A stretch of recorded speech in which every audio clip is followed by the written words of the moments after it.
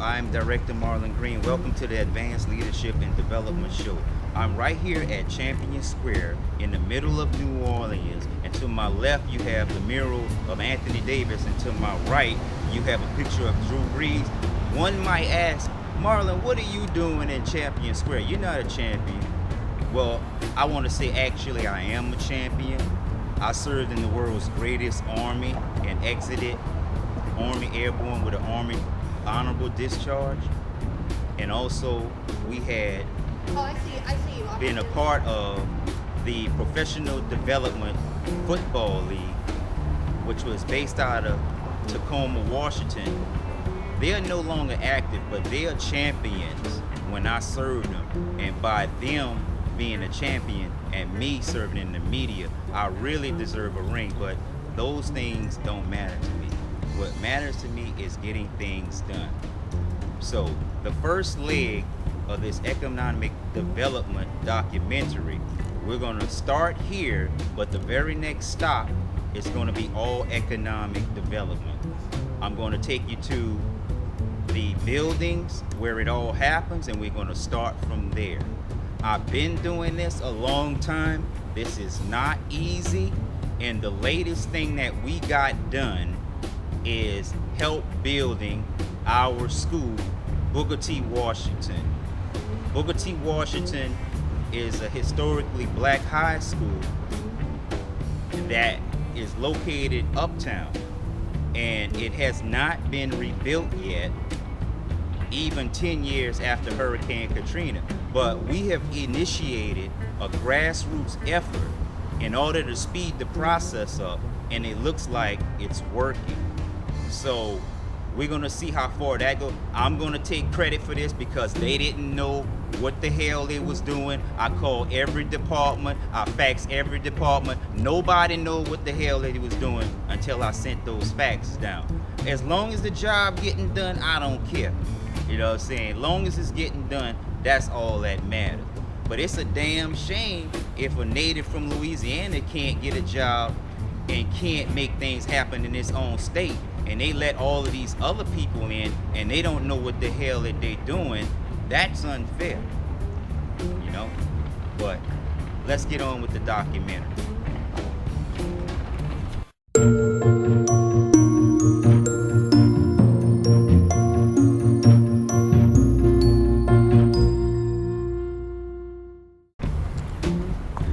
Hello, I'm Director Marlon Green. Welcome to the Advanced Leadership and Development Show. I'm right here at Champion Square in the middle of New Orleans. And to my left, you have the mural of Anthony Davis. And to my right, you have a picture of Drew Brees.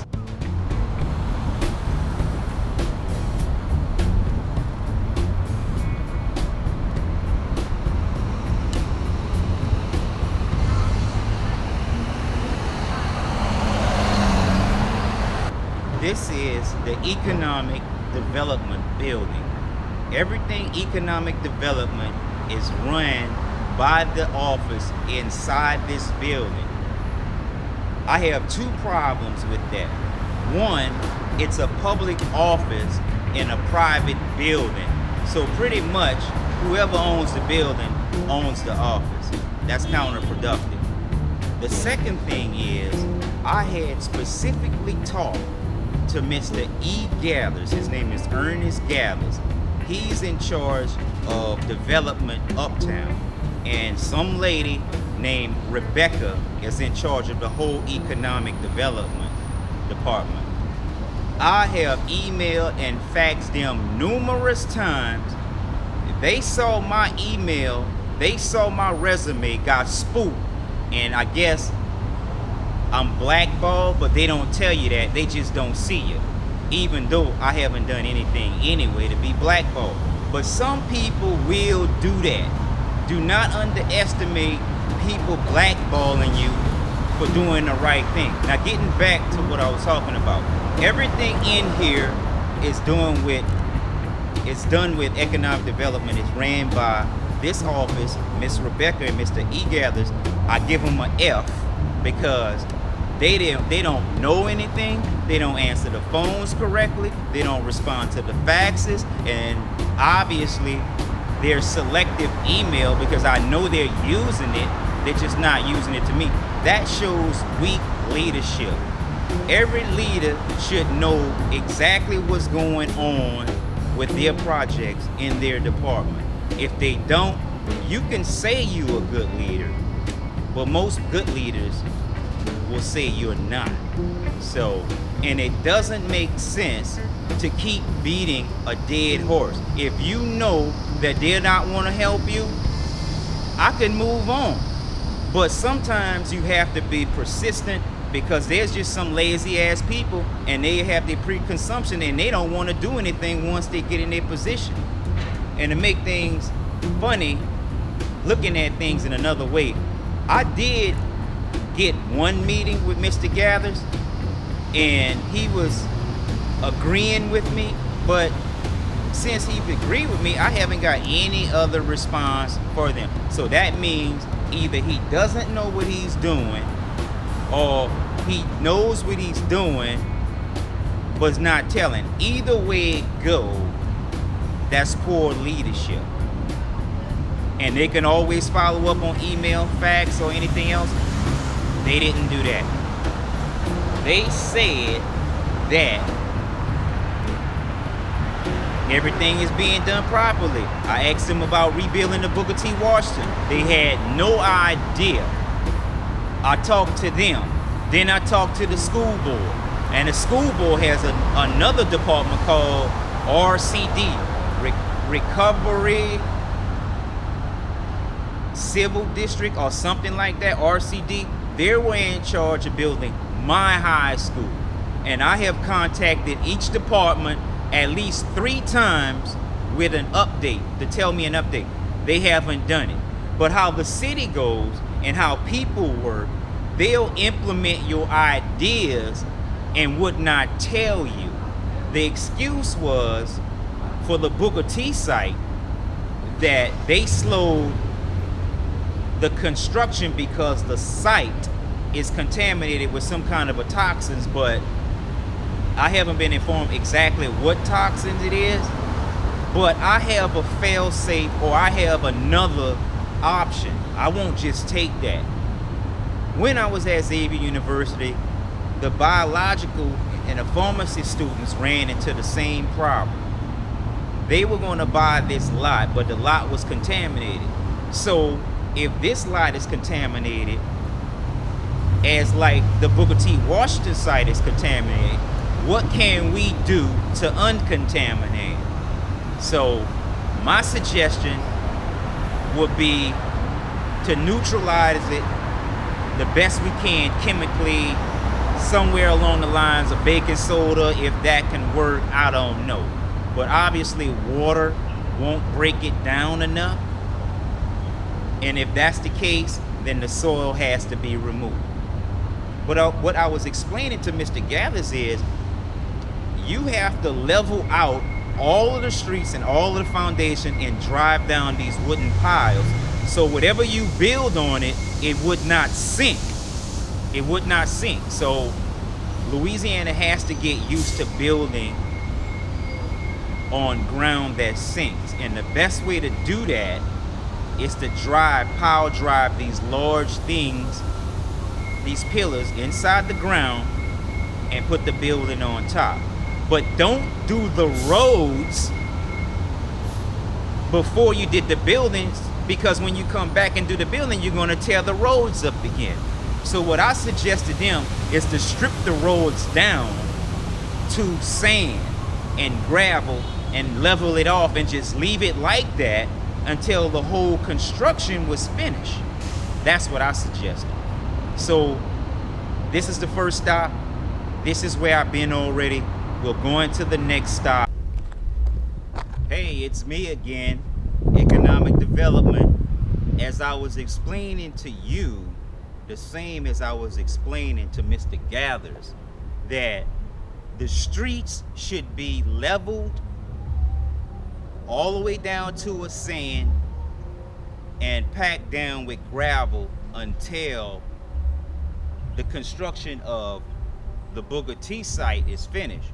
Because if you fix the roads before the construction, when the construction is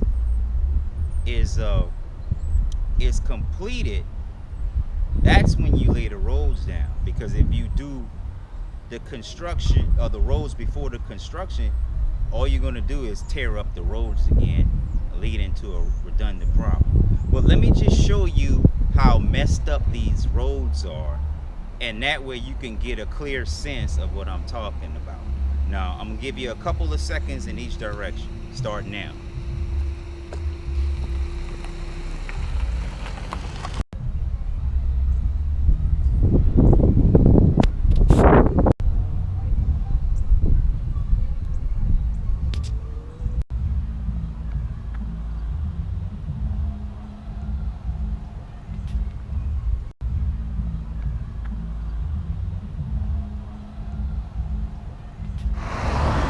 Hello again, remember me?